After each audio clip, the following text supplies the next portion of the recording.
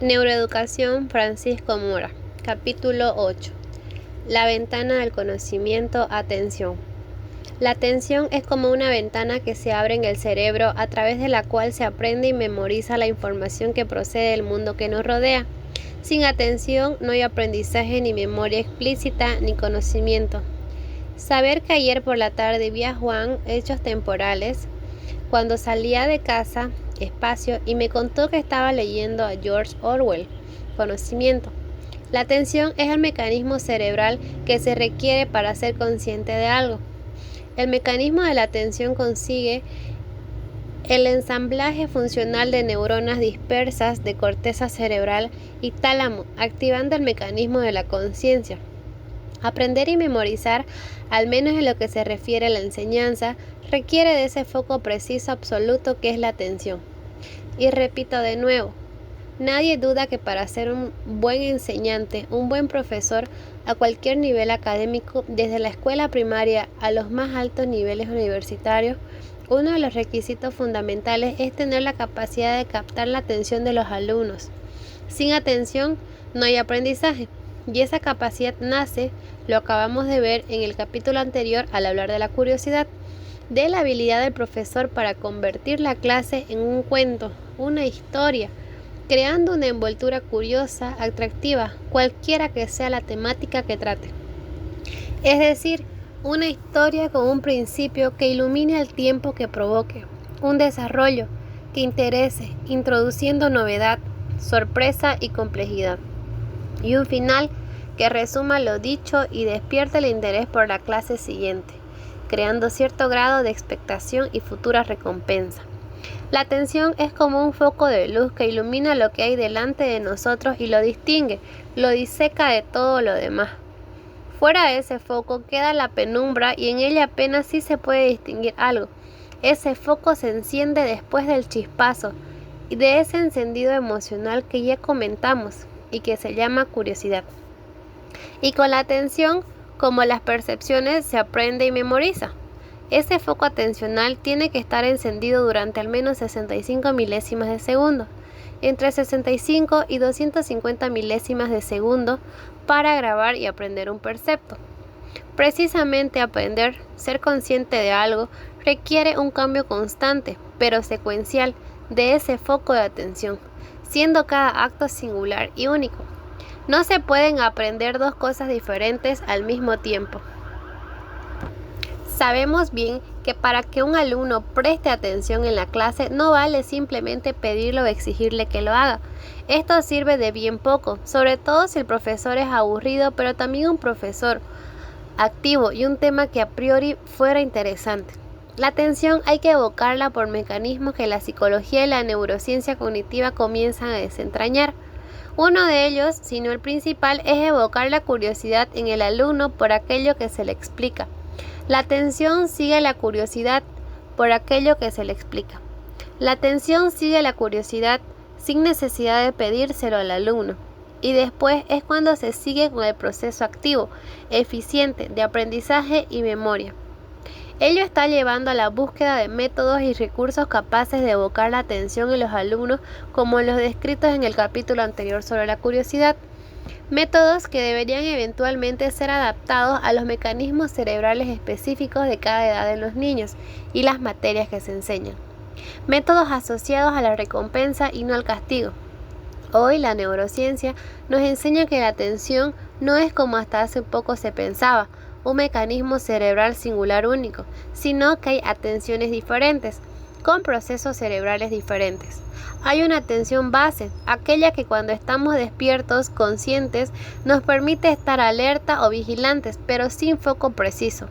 Otra de foco fijo, absorbente, otra orientativa, también otra que es ejecutiva y por último se habla de una atención inconsciente virtual global.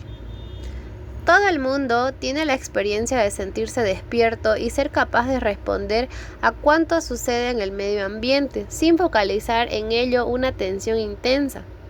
Es una atención constante, tónica y que aún dispersa permite reaccionar en cualquier movimiento.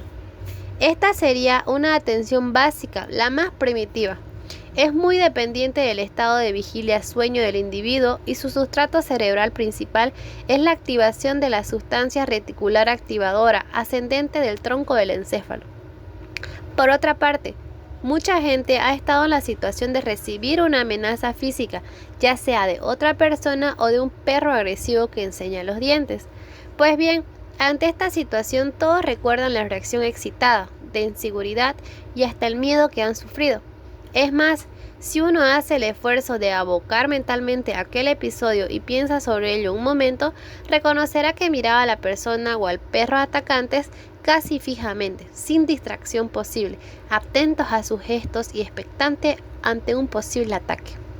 Es una atención absorbente, fija, mantenida por un estado de alerta constante. También muchos han vivido la experiencia de ir a esperar a alguien que llega en un tren. Si ese alguien es muy querido y no se le ha visto en mucho tiempo, es fácil de intuir que quien espera se encuentra en una situación expectante. Incluso, como en el caso anterior, se puede encontrar en un estado de alerta. De pronto, con la llegada del tren pueden asomar a la plataforma de la estación más de 100 personas. Quien espera trata de mirar sus caras, saltando con su atención y a gran velocidad, de una a otra, con la obvia finalidad de identificar a la persona que está esperando. Su foco de atención no es fijo, como en el caso anterior, sino de orientación y cambio constante. También prestamos mucha atención cuando estamos estudiando o tratamos de resolver un problema, sea matemático o de cualquier otra naturaleza.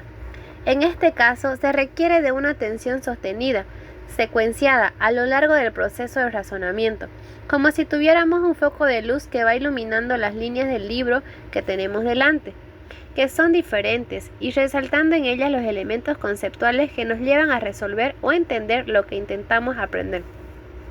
Se trata de una atención ejecutiva. Esta sería una atención con matices diferentes a los dos ejemplos anteriores, pues es una atención que no es fija, pero tampoco orientativa, que cambia el foco atencional persiguiendo identificar un objeto o una cara ya conocida. Este tipo de atención es un proceso que, aun cuando constante, puede retrocederse en tiempos, sin perder el hilo mental de lo que se estudia. Es una atención a través de la cual se resaltan errores o equivocaciones y aciertos o afirmaciones. Es algo muy parecido, aunque algún matiz diferencial, a la atención con la que seguimos la palabra de un profesor que trata de hacernos entender a través de la secuencia lógica de sus argumentos el tema que expone. En este último caso es una atención la que se le presta al profesor durante una clase que, aun cuando sostenida con el foco puesto en el hilo argumental, sin embargo puede ser interrumpida, pues el profesor puede entremezclar en su razonamiento ejemplos e incluso anécdotas sin relación alguna aparente con lo anterior. Hasta hace muy poco se pensaba que todas estas atenciones, cuyos ejemplos acabamos de describir, obedecían a la activación de un mecanismo cerebral único que se ponía en marcha cada vez que el individuo lo necesitaba. Es decir, en todos los casos el individuo prestaba atención y punto. Y que ello se debía al reclutamiento de una red y circuitos neuronales comunes a todos estos tipos de atención. Hoy sabemos, por el contrario, que la atención es un conjunto de atenciones diferentes cerebrales y para cada serie de conductas y tareas distintas, y de hecho en los casos concretos que hemos descrito se trata de redes y circuitos neuronales específicos que generan modos de atención específicos, lo que no quiere decir que estas redes funcionalmente individualizadas no tengan una interacción anatómica y funcional entre ellas. Volviendo a los tres últimos ejemplos antes expuestos, valdría la pena ampliar algo más las diferencias que existen en estas redes cerebrales. Por ejemplo, en los casos de alerta ante una amenaza, la atención mantenida fija y vigilante ante la causa del perro es producida por redes que tienen su centro de control principal en áreas cerebrales que participan en funciones cognitivas de intención-acción, corteza cingulada anterior y regiones frontales y parciales, y la activación general de toda la corteza cerebral a través de la sustancia reticular ascendente del mesencéfalo. En el segundo caso, las redes de atención orientativa que se activan cuando el individuo trata de identificar una cara de modo muy rápido y de manera constantemente cambiante, son áreas cerebrales que procesan la información visual de forma consciente a través de estructuras y núcleos como el pulvinar y el colículo superior. También, de modo paralelo, se activan vías neurales que transportan información hacia otras áreas de la corteza visual y que alcanzan conciencia, como el giro fusiforme, estructura que alberga nodos y neuronas que participan en la construcción neuronal de las caras. En el último caso, el de la atención selectiva para el estudio, la atención ejecutiva de foco intenso, aun cuando cambiante, requiere de redes neuronales en las que participan varias áreas de la corteza prefrontal, planificación y toma de constante de decisiones en el proceso de cambiar estrategias mentales ante un error. Y en particular, la corteza prefrontal dorsolateral, memoria de trabajo, y la corteza cingulada anterior y posterior en activación concertada con el sistema límbico, emociones y toma de decisiones. El conocimiento de todos estos hallazgos, sin duda sorprendentes hasta hace tan solo unos pocos años, permite plantear la hipótesis acerca de su utilidad o beneficio, tanto para aprender y memorizar mejor como para enseñar mejor, e incluso realizar entrenamientos programados, juegos, videos, test de concentración, que permitan mejorar déficits en la atención que se interfieran con el aprendizaje de los niños en el colegio. Se ha visto, por ejemplo, que las redes neuronales sustrato de la atención ejecutiva, aquellas que se activan para el estudio, son de una enorme plasticidad, es decir, capaces de cambiar su funcionamiento neuronal con el entrenamiento, y ello puede servir para el tratamiento de ciertos síntomas atencionales de los niños. Precisamente hay ya estudios en psicología y medicina que muestran que un entrenamiento utilizando métodos y test adecuados para este tipo de atención ha sido efectivo en el tratamiento de procesos como el trastorno por déficit de atención e hiperactividad en los niños, o en el mismo síndrome de Tourette y otros síndromes de déficit atencional más selectivos. Estas redes de atención específica para el estudio tienen su punto máximo o ventana plástica para ser moldeables en los primeros años del desarrollo, entre las edades de 4 a 7 años. Pasada esa edad son más resistentes al cambio, menos flexibles, como se ha demostrado entre niños de entre 8 y 12 años. Un estudio acaba de demostrar esta plasticidad en niños de 4 a 7 años con solo un entrenamiento específico de 5 días. Se trata de niños normales y sin déficit para la atención en los que tras el entrenamiento correspondiente se comprobó una mejora en su capacidad atencional e incluso un aumento de su coeficiente de inteligencia.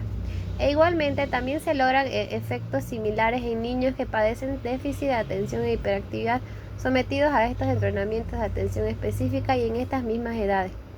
Todo ello nos habla de las enormes consecuencias que el conocimiento de estas redes neurales puede proporcionar, no solo a la medicina y los posibles tratamientos de los niños con trastornos atencionales y motores, sino para mejorar la atención en niños que no los padecen. Los efectos beneficiosos del tratamiento conductual de los niños no solo se han visto en la atención para el estudio, sino en general para los procesos que hemos llamado de atención de orientación. La atención que se requiere para identificar rápidamente una cara entre muchas otras o entre una serie diferente de objetos. Estas redes para la atención de orientación tienen ventanas plásticas diferentes a las de atención ejecutiva y se forman antes. En cualquier caso y a la hora de los tratamientos conductuales que hemos señalado, la impronta genética es importante en el sentido de que influye a la hora de obtener con ellos un completo éxito, menos éxito o rotundo fracaso. Y de lo que no cabe la menor duda es de que todo lo que hasta ahora sabemos sobre este tema nos indica que aún sabiendo una poderosa interacción genes-medio ambiente, casi como en toda función cerebral, sea normal o patológica, los tratamientos conductuales pueden ser de un enorme beneficio médico en muchos casos.